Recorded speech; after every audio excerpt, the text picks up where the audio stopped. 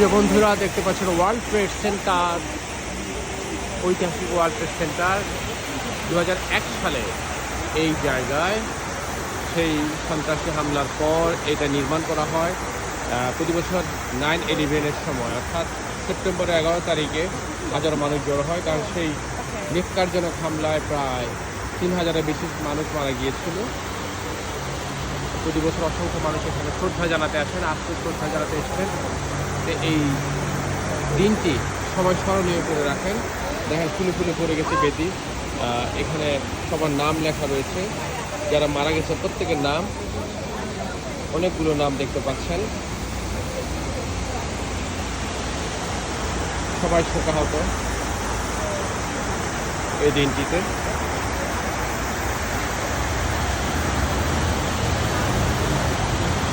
সবার জন্য শুভকামনা।